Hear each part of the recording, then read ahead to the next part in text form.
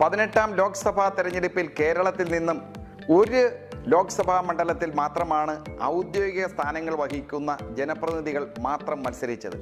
MLA-മാരും MP-മാരും മാത്രമായിട്ടുള്ളവർ പ്രധാന കക്ഷികളുടെ സ്ഥാനാർത്ഥികളായി മത്സരിച്ച ഒരേ ഒരു പാർലമെൻറ്റ് നിയോജക മണ്ഡലമേ ഉള്ളൂ. ആ ലോക്സഭാ മണ്ഡലം ഏതാണ്? ആളുകൾ ആരെല്ലാമാണ്? വ്യത്യസ്ത രീതിയിലുള്ള സ്ഥാനാർത്ഥികൾ ഈ കാലയളവിൽ മത്സരിച്ചിട്ടുണ്ട്.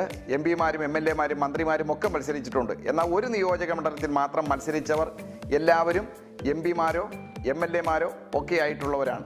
പ്രധാനപ്പെട്ട 3 കക്ഷികളെ സംബന്ധിച്ച് മാത്രമാണ് ഇത് പറയുന്നത്. ആറ്റിങ്ങൽ നിയോജക മണ്ഡലത്തിലാണിത്. ആറ്റിങ്ങലിൽ നിന്ന് മത്സരിച്ച ശ്രീ വി മുരളീധരൻ കേന്ദ്രമന്ത്രിയും അതുപോലെ തന്നെ രാജ്യസഭാ അംഗവുമാണ്. ശ്രീ അടൂർ പ്രകാശ് സിറ്റിംഗ് MP-യാണ്. ശ്രീ വി ജോയ് അവിടുത്തെ MLA ആണ്. 3 പേരും ഔദ്യോഗിക സ്ഥാനത്തിൽ മത്സരിച്ച ഒരേ ഒരു സ്ഥലം ആറ്റിങ്ങലാണ്. ഇത്തരം അറിവുകൾക്ക് മാനവീയം സബ്സ്ക്രൈബ് ചെയ്യുക.